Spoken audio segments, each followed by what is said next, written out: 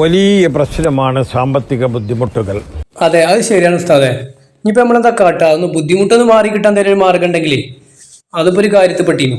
എത്ര സമ്പാദിച്ചാലും ഒന്നും കയ്യിൽ തങ്ങുകയില്ല. പാഴ്ചെലവുകൾ വർദ്ധിക്കുന്നു. അത് നിങ്ങൾ പറഞ്ഞത് ശരിയാണ് ഉസ്താദെ. പാഴ്ചെലവ് ഇങ്ങനെ വർദ്ധിക്കുകയാണ്. നമ്മൾ പുറത്തിറങ്ങിയ പൈസക്ക് പെരും ചെലവാ.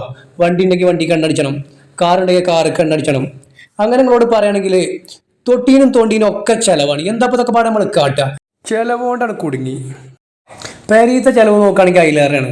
ഗ്യാസ് കഴിഞ്ഞു പറയും പെണ്ണുങ്ങൾ, അപ്പം അതിനൊരു പൈസ വേണം. അത് കഴിഞ്ഞു ഇത് കഴിഞ്ഞു അതിനൊക്കെ ഒരു പൈസ വേണം. ഇതാണെങ്കിൽ ഇനിയൊക്കെ ചിലവാണ്. 500 നോട്ട് ചിലവ് എടുത്താണ്ട് ചില്ലറാക്കി കഴിഞ്ഞാൽ എയിലേ പോയി എന്ന് കാണൂല. എന്താ ഇപ്പം കാട്ടങ്ങളൊന്ന് പറഞ്ഞതാണ്.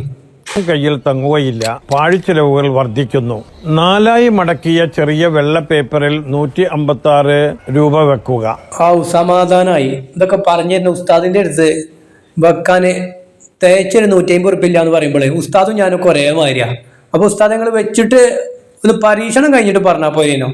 ഇതിപ്പോ തേച്ച് നിങ്ങളെ തന്നെ 156 ഉറുപ്പിക ഇല്ലെങ്കിൽ നമ്മളൊക്കെ ഒരു ഗതി എന്തേക്കാരം. നാം ഏത് നാട്ടിലാണ് ഉള്ളത് അവിടുത്തെ പൈസയാണ് വെക്കേണ്ടത്.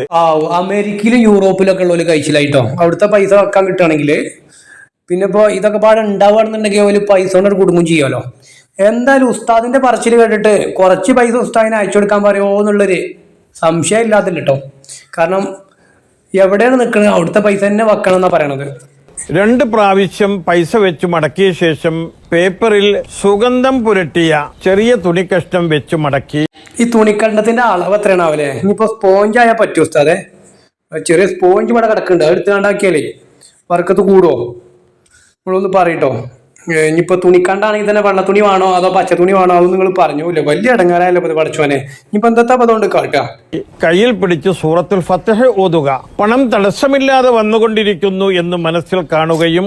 അല്ലാ പഠിച്ചോനെ കാക്കേ, ഞാനിപ്പോ ഇത് കാണുമ്പോ ആലോചിക്കണം എന്താ പറയുക, അള്ളാന്റെ റസൂല് പാവപ്പെട്ടൊരു മനുഷ്യന് മരിക്കഴിന്റെ തൊട്ട് മുമ്പ് വരെ പരിച തൊട്ടപ്പുറത്ത് എവിടെയോ പണയപ്പെടുത്തിയിരിക്കാനൊന്ന് കേട്ടിട്ടുണ്ട്, പഠിച്ചിട്ടുണ്ട്. ആ റസൂലിനും കൂടി അറിയാത്തൊരു അറിവ് ഈ ഒരു ഉസ്താദിന് കിട്ടിയല്ലോ എന്ന് ആലോചിക്കുമ്പോ വല്ലാത്തൊരു ബർക്കത്ത് കേട്ടോ അതൊക്കെ. ഏതായാലും അള്ളാന്റെ റസൂൽ ഇതൊന്നും അറിയാതെ മരിച്ചു പോയല്ലോ എന്ന് ആലോചിക്കുമ്പോ സങ്കടം തന്നെയാണ്. ഉറപ്പിക്കുകയും ചെയ്തുകൊണ്ട് സൂറത്തു യാസീൻ ഓതി സ്റ്റിക്കർ കൊണ്ട് പൊതിഞ്ഞ് പേഴ്സിൽ സൂക്ഷിക്കുക. പിന്നെയും സംശയമാണല്ലോ എന്താപ്പൊ കേട്ടെ. ഞാൻ ഇപ്പൊ ഇങ്ങനെ സംശയിച്ച ആകെ ഇടങ്ങാറാവുമല്ലോ. ആ പേഴ്സ് നിൽക്കുന്ന നാട്ടിൽ നിന്ന് വാങ്ങണതാണോ അതോ സ്വന്തം നാട്ടിൽ നിന്ന് വാങ്ങണതാണോ കൂടി പറഞ്ഞു ഉസ്താദെ. നിങ്ങളിത് എന്താണ് പൗതി പറഞ്ഞു പോണത്? വലിയൊരു ഇടങ്ങാറായല്ലോ ഇത്. ആ പേപ്പർ എങ്ങനെ മടക്കേണ്ടത്, സ്റ്റിക്കർ എങ്ങനെ മടക്കി ഒട്ടിക്കേണ്ടത്, ഒട്ടിക്കുമ്പോ ഏതാ പശ വേണ്ടത് ഒന്നും പറയാതെ. ഈ പശ വാങ്ങാൻ പൈസ ഇല്ലാത്തപോലെ റബ്ബർ ബാലേറ്റ് ഒട്ടിച്ചാൽ മതിയോ? ഈ സ്റ്റിക്കർ പറഞ്ഞ സാധനം അതിനും വേണ്ട പൈസ. അതില്ലാത്തപോലെ നമ്മളെ കുട്ടിയാണ് ഗിൽറ്റ് പേപ്പർ പറഞ്ഞൊരു പേപ്പർ ഉണ്ട്, അത് വെച്ചുകൊണ്ട് മടക്കിയാൽ മതിയോ? എന്തെങ്കിലും ഒന്ന് പറഞ്ഞു തരിക. ഇത് പറ്റി അടങ്ങാറല്ല. അത് ഇല്ലാതെ എത്തപ്പോ ഞാൻ കാട്ടുക. എവിടുന്ന അതൊക്കെ ഇവിടെ വാങ്ങി കൂട്ടുക? അൽഹംദുലില്ലാഹ് എന്ന് 100 പ്രാവശ്യം ചൊല്ലുക. സൂറത്തുകളും ദിക്റുകളും 14 ദിവസം പതിവാക്കുക. ഈ 14 എന്നുള്ള 28 ദിവസം ആക്കിയാല് എന്തെങ്കിലും മാറ്റം ഉണ്ടാവോ? കുറച്ചും കൂടി ഏറെ കിട്ടുമോ? കാരണം പൈസ എന്ന് പറഞ്ഞ സാധനം തികണില്ലേ. എന്തപ്പോ കാട്ടുക? അതൊക്കെ പാട്ട ചെലവും ഒക്കെ കൂടി കണ്ട് താങ്ങണില്ല.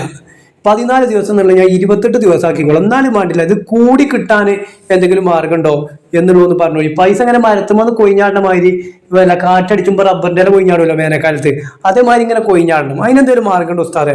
1 മാസം കഴിഞ്ഞ് പൈസ ദാറുൽ ഹക്കമിലേക്ക് അയച്ചു കൊടുക്കണം.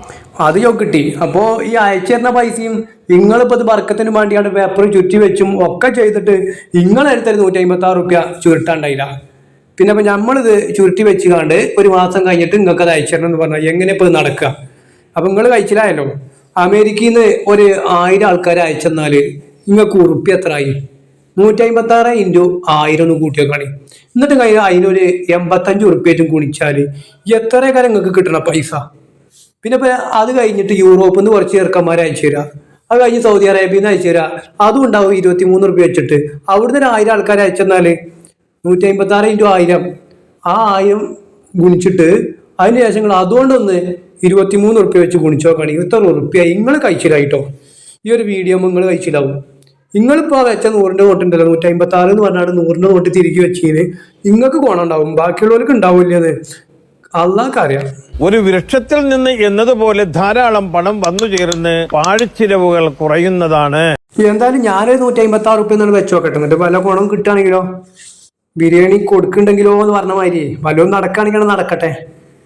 ഇത്ര വലിപ്പുണ്ടല്ലോ ഉസ്താദ് നിങ്ങളൊന്ന് അളന്ന് നോക്കുകയാണെങ്കിൽ ചുമരുമകളെ വലിപ്പം എത്ര വയസ്സായി നിങ്ങൾക്ക്? ഇസ്ലാമിൽ ഇങ്ങനെ ഒരു പരിപാടി എവിടെയെങ്കിലും പഠിപ്പിച്ചുക്കണോ?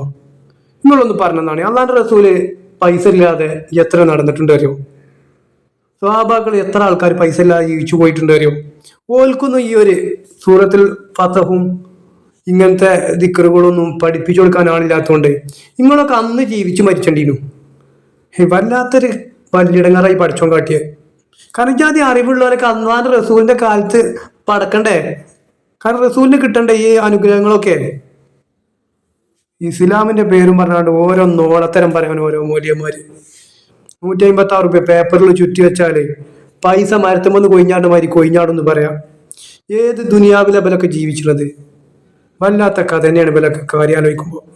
എന്നിട്ട് ഇസ്ലാമിന്റെ പേരും പറഞ്ഞ് നല്ലൊരു തൊപ്പിയും താലികെട്ടും വെച്ചിട്ട് നല്ലൊരു പേരിട്ടിട്ട് ഏതെങ്കിലും വല്ല ബിരുദം എടുത്തിട്ടുണ്ടാവും. ഈ വിദ്യാഭ്യാസമൊക്കെ ഉണ്ടായിട്ട് മനുഷ്യന്മാർക്ക് ഇപ്പോഴും തിരിഞ്ഞിട്ടില്ലല്ലോ എന്ന് ആലോചിക്കുമ്പോഴാണ് മനുഷ്യന്റെ ഒരു അവസ്ഥ. എന്തായാലും ഇപ്പൊ ഇനി വെച്ചു നോക്കിയ പൈസ പാറ്റ പൊടിയും പോലെ പൊടിയുണ്ടോ നോക്കുക. വീഡിയോ ഇഷ്ടപ്പെട്ടവരൊക്കെ ലൈക്ക് ചെയ്യാൻ മറക്കണ്ട. എല്ലാവരും മാക്സിമം ഷെയർ ചെയ്യുക. അസ്സലാമു അലൈക്കും വറഹ്മത്തുള്ളാഹി.